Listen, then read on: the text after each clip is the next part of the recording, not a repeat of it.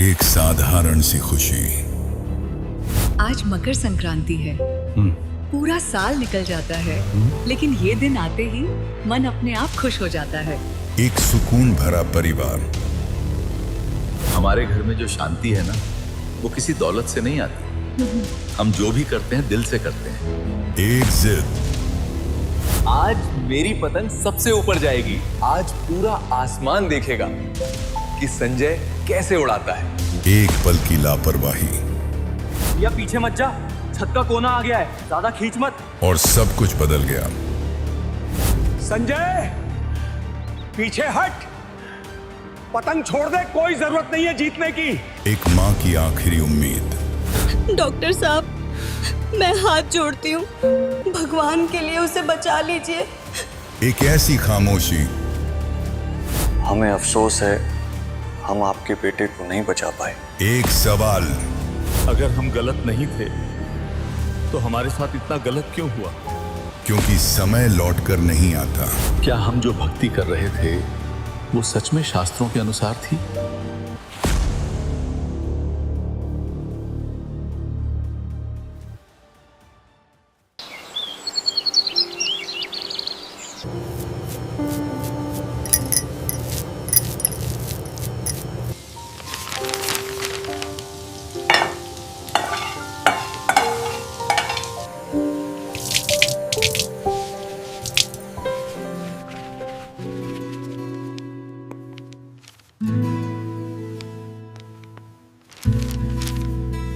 आज मकर संक्रांति है।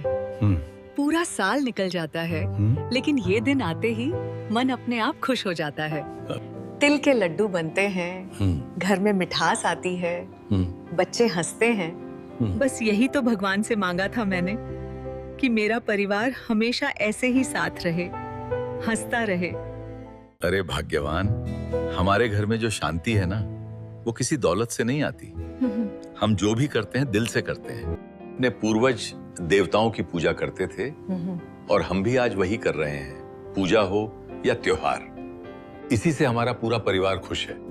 यही संस्कार मैंने अपने बच्चों को दिए हैं और मुझे लगता है यही हमारी सबसे बड़ी कमाई है। लो, बच्चे भी आ गए। आओ बच्चों, बैठो।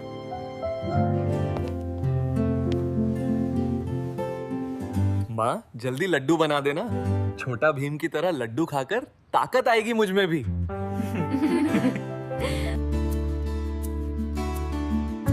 मुझे पतंग उड़ाने जाना है। आज मेरी पतंग सबसे ऊपर जाएगी, अंकित की भी नहीं। आज पूरा आसमान देखेगा कि संजय कैसे उड़ाता है। भैया, पतंग उड़ाना है तो ठीक है, लेकिन ज्यादा जोश मत दिखाना। हर साल कहते हो जीतोगे, लेकिन बेइज्जती करवा देते हो अपनी पूरे मोहल्ले में। तू चुप रह। आज देखना, सभी की पतंग झटके से काट दूंगा।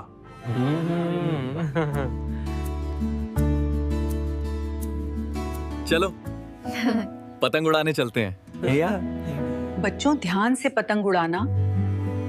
अपने घर की छत छोटी है। हाँ माँ, ठीक है। देखो बच्चों, पतंग उड़ाना मजा है, लेकिन जिद नहीं। जीतने के चक्कर में कोई गलती नहीं होनी चाहिए। त्योहार खुशी के लिए होते हैं, परेशानी के लिए नहीं। पापा, चिंता मत करो, मैं सब संभाल लूंगा। जब पतंग हाथ में होती है ना, तो डर अपने आप खत्म हो जाता है। बस एक बार काट दूं, फिर देखना। चलो पतंग उड़ाते हैं।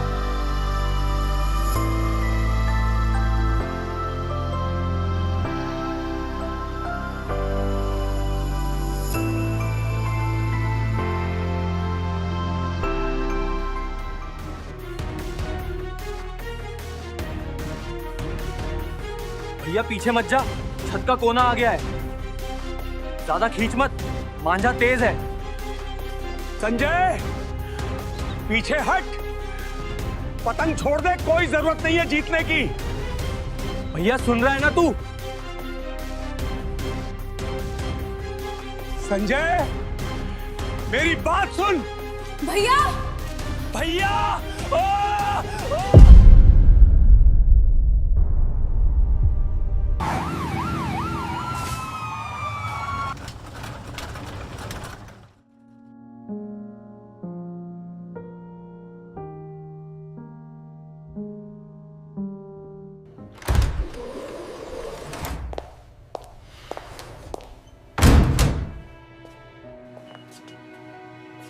क्या हुआ डॉक्टर?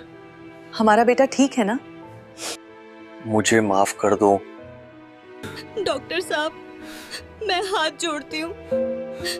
मेरा संजय बहुत छोटा है, उसने किसी का कुछ बिगाड़ा नहीं है। भगवान के लिए उसे बचा लीजिए। मैं सारी उम्र आपका एहसान मानूंगी। हमने पूरी कोशिश की, लेकिन चोट बहुत ज्यादा थी। हमें अफसोस है हम आपके बेटे को नहीं बचा पाए।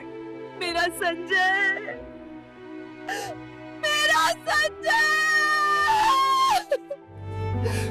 मैंने बोला था पीछे मत जा।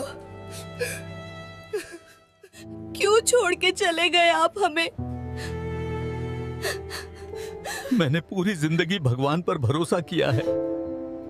आज पहली बार उनसे सवाल कर रहा हूं। अगर मेरी पूजा पाठ में कोई कमी थी तो सजा मुझे देते, मेरे बच्चे को क्यों?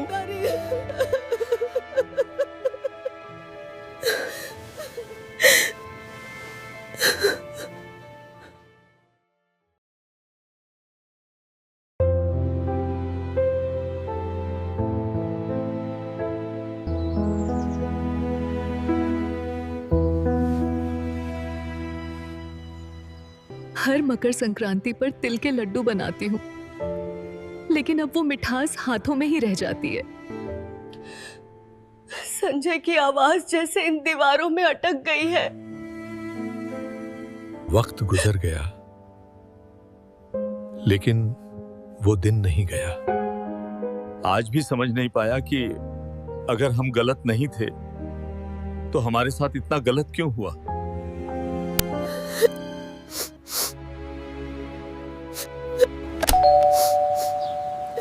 अब दुखी मत हो, बाहर जाके देखो एक बार कौन आया है।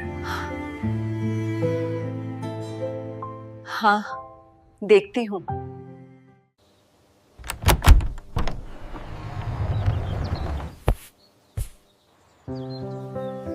नमस्कार बहन जी। नमस्कार भाई साहब, आओ अंदर आओ। जी बहन जी। जी राम राम सुरेश जी, कैसे हो? आओ किशन जी आओ।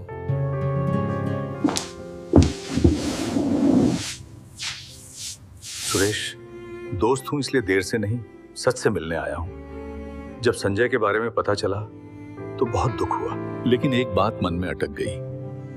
क्या हम जो भक्ति कर रहे थे वो सच में शास्त्रों के अनुसार थी? किशन, ये बात 2 साल पहले क्यों नहीं कही? उस वक्त तो सबने यही कहा कि भगवान की मर्जी थी। अब तू कह रहा है कि हमारी भक्ति गलत थी। ये मानना आसान नहीं है। मैं ये नहीं कह रहा हूं कि वो सभी लोग गलत थे या भगवान गलत थे। मैं कह रहा हूं कि तरीका गलत हो सकता है। संत रामपाल जी महाराज यही समझाते हैं कि भगवान सही विधि से की गई साधना से प्रसन्न होते हैं। हमारे शास्त्र भी यही बोलते हैं। गीता अध्याय 16 के श्लोक 23 और 24 में इसका स्पष्ट प्रमाण देखने को मिलता है। तो क्या मेरे बेटे की जान इसलिए गई क्योंकि हमने सही तरीका नहीं जाना? अगर ऐसा है तो ये ज्ञान हमें पहले क्यों नहीं मिला? क्या भगवान सिर्फ किताब पढ़ने वालों की ही सुनते हैं? सुरेश, मैं ये नहीं कह रहा कि भगवान ने तुम्हें सजा दी। मैं ये कह रहा हूं कि जैसे बिना नक्शे के रास्ता चुनो तो मंजिल नहीं मिलती, वैसे ही बिना शास्त्र के भक्ति करोगे तो सुरक्षा नहीं मिलेगी। संत रामपाल जी महाराज यही कहते हैं कि सच्ची भक्ति वो है जो वेद और गीता से साबित हो। लेकिन किशन, तू मुझसे वो सब मानने को कह रहा है जो मेरी पूरी जिंदगी की सोच को गलत साबित कर दे। मैं आज तक ये मानता आया कि त्योहार, पूजा, व्रत यही धर्म है। अगर ये सब शास्त्र के खिलाफ हैं, तो फिर हमने भगवान के नाम पर क्या किया? हमने वही किया जो हमें सिखाया गया, पर सिखाने वाले भी इंसान थे, शास्त्र नहीं। दिक्कत यही है भाई कि हमने कभी पूछा ही नहीं कि लिखा क्या है, बस देखा कि सब क्या कर रहे हैं। पर सच भीड़ से नहीं, प्रमाण से निकलता है।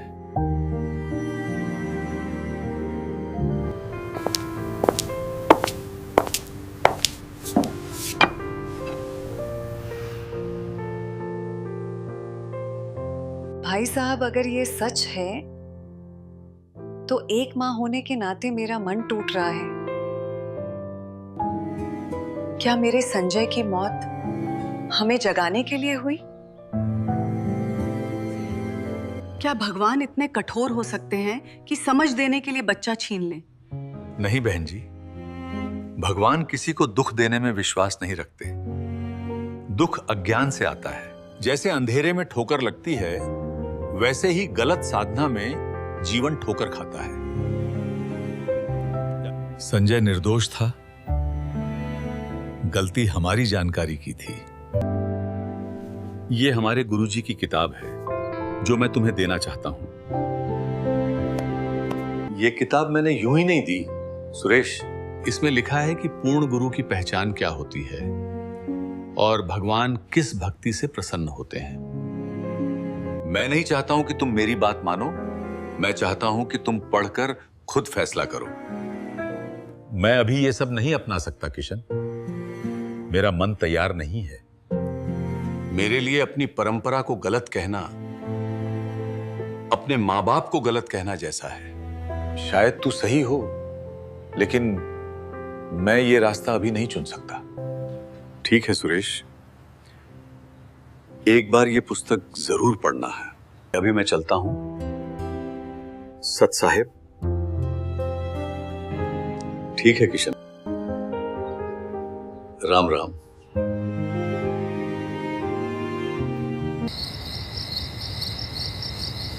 ये लोग गरीबों को खाना खिला रहे हैं बिना किसी लालच के। कोई चढ़ावा नहीं, कोई प्रचार नहीं। ये भक्ति के साथ साथ इंसानियत जैसी लग रही है। जो सच में भगवान को मानता है वो भूखे को खाना देता है।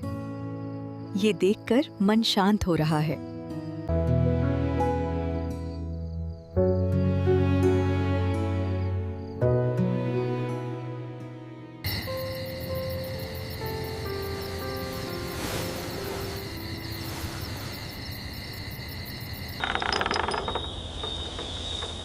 पापा, आप उस दिन मुझे जाने से रोक नहीं पाए, लेकिन ये अनमोल समय हाथ से मत जाने देना। मैं तो चला गया, लेकिन आप अभी भी रुक सकते हो।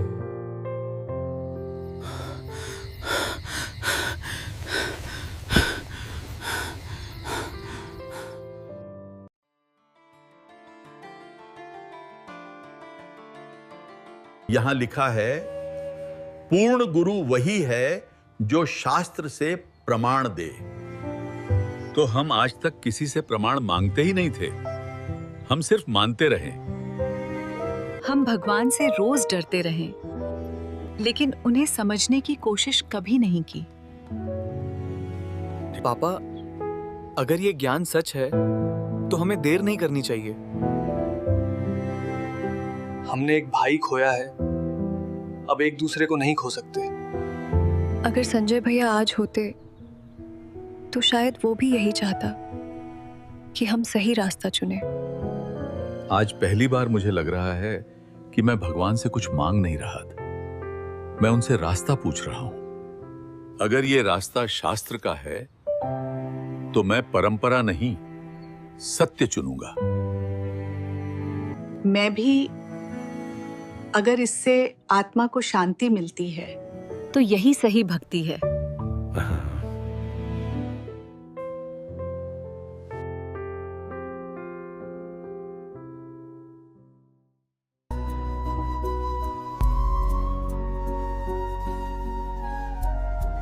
सत साहिब जी, गुरु दीक्षा लेने से पहले आपको इन नियमों का पालन करना होगा।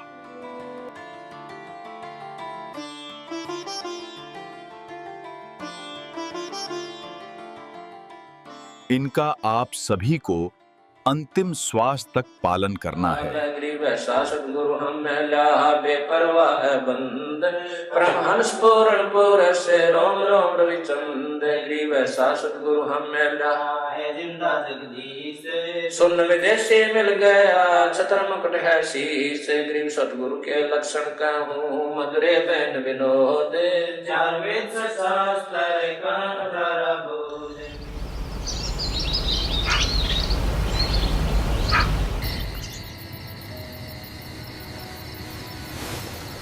पापा, अब आप सही जगह हो।